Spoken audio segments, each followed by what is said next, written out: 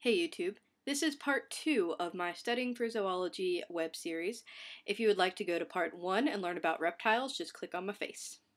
Alright, so this video is about birds, but first we have to start with crocodiles, because crocodiles are the closest extant relative, also known as the CER, to birds. So crocodilia is comprised of alligators and crocodiles. The thing that I have to know about this group is that they have a secondary palate, which completely separates the nose from the mouth. This comes in handy when they are sitting on the water, and they have their eyes, their ears, and their nose all sticking up out of the water, and then they can open their mouth underwater, and water doesn't go into their nose. They can still breathe normally.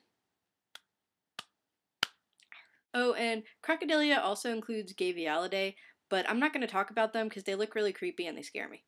So now we actually get into birds. The first group we have is Struthoniformes, which includes ostriches, emus, and kiwis. While all of the birds in this group are flightless, this group does not include all of the flightless birds. Next we have Anseriformes, which includes ducks, geese, and swan.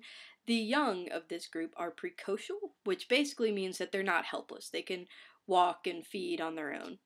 Next we have Passeriformes, which includes wrens and crows and various other types of songbirds or perching birds.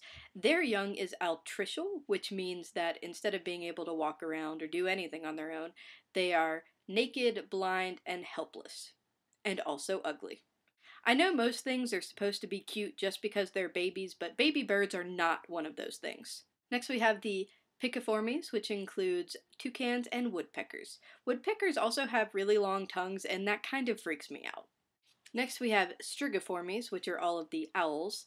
Fun fact, owls cannot actually turn their heads all the way around. They can turn them very close to that, about 270 degrees, but that is just because they have incredibly flexible neck vertebrae. The reason that they turn their head around is because owls don't have any muscles around their eyes, and so in order to look anywhere, they have to move their heads.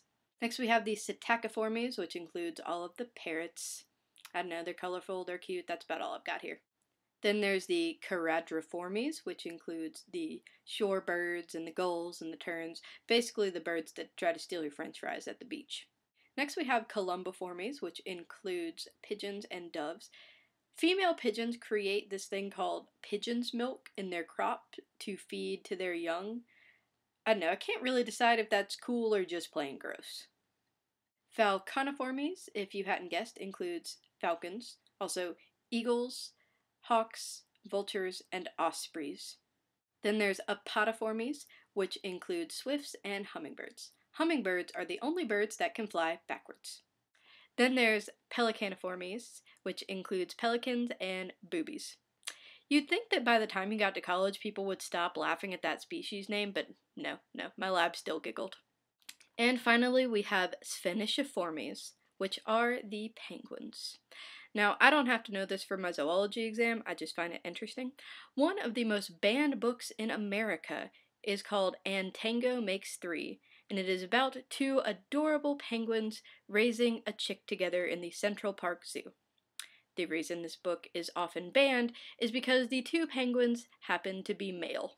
It is a true story that actually happened. It is illustrated in an adorable cartoony way, and it's still one of the most banned books in America just because it happens to be two penguins. Not even two people, two male penguins. This is a completely natural event, and we've been...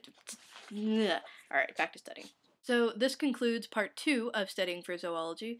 I hope I didn't bore you. I hope you learned something. Click on my face to be led to part 3, Mammalia.